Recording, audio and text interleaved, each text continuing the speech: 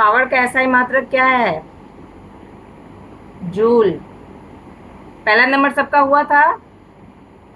Power का SI मात्रक है वाट।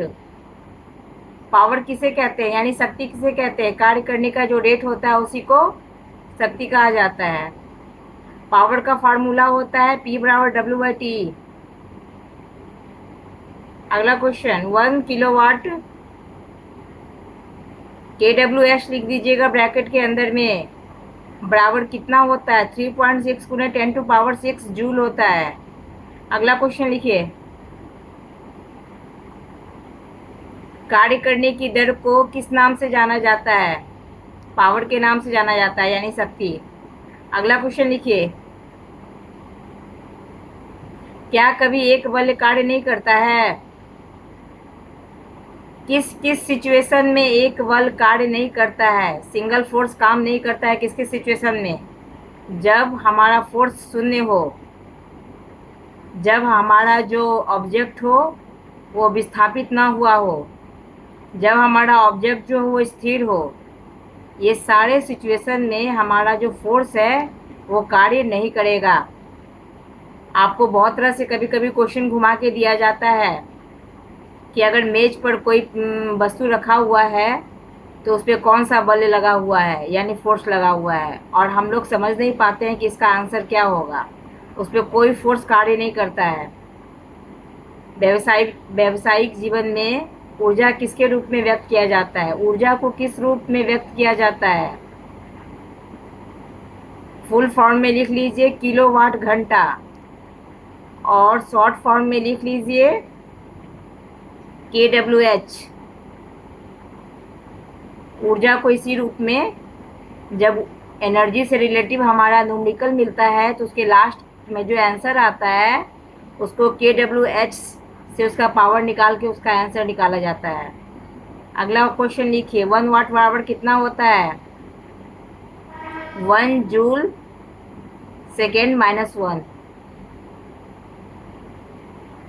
चलिए अगला क्वेश्चन लिखिए। मैं आज आप लोग को सिर्फ 20 क्वेश्चन करवाऊंगी। अगला क्वेश्चन लिखिए, यदि 60 जूल वर्क 10 सेकेंड में किया गया तो पावर क्या होगा? वही वाला फार्मूला यूज कीजिएगा, W/T करके उसका आंसर निकाल दीजिएगा। 6 वाट आंसर होगा। यहाँ आंसर आपको साफ साफ क्वेश्चन में दिख रहा है। 10 को कितनी बार में 16 कटेगा? 6 बार में कटेगा, तो इसका आंसर क्या निकल जाएगा? 6 वाट निकल जाएगा। अगला क्वेश्चन, ऊर्जा के संरक्षण का नियम क्या है?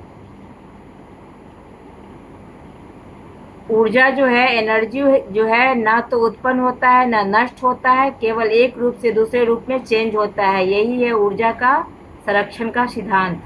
ना तो ऊर्जा का निर्माण होता है, ना तो ऊर्जा को नष्ट किया जा सकता है, बस एक रूप से दूसरे रूप में चेंज किया जा सकता है। चलिए अगला क्वेश्चन लिखिए, KWH को किससे मापा जाता है? एनर्जी से। यदि पावर 50 वाट है तो 2 मिनट में किया गया कार्य कितना होगा?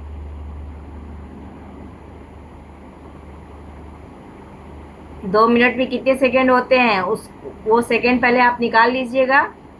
उसके बाद उसका जो पावर है उससे उसको मल्टीप्लिकेशन कर दीजिएगा। यहाँ पे आंसर आपका होगा 600 जूल। 1 किलोवाट बराबर कितना होता है? 3.6 गुना 10⁶ जूल। ये भी निकलता है, इसका भी न्यूमेरिकल बनता है। आपका पीछे वाले सेट में इसका न्यूमेरिकल दिया होगा डिटेल में, कल क्लासरूम में हम लोग समझेंगे।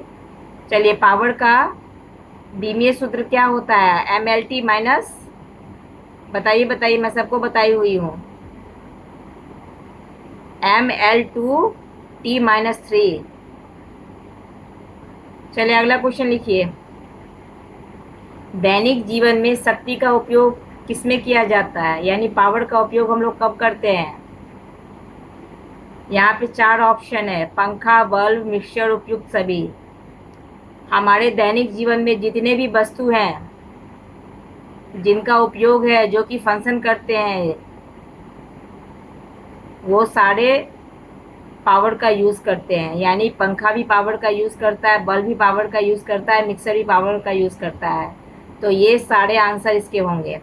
अगला क्वेश्चन, यदि कार्य 200 जूल है और समय 4 सेकंड है तो शक्ति क्या होगी, यहाँ पे 4 को आप पहले समय का रेट निकाल लीजिएगा, 4 को मल्टीप्लिकेशन कर दीजिएगा, सेकंड निकाल लीजिएगा, और उसके बाद 200 जूल से उसका मल्टीप्लिकेशन करके आंसर निकाल लीजिएगा।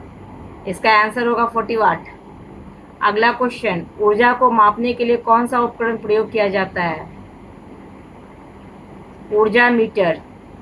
अगला क्वेश्चन, 1 mg बराबर कितना होता है? 10⁻6 जूल।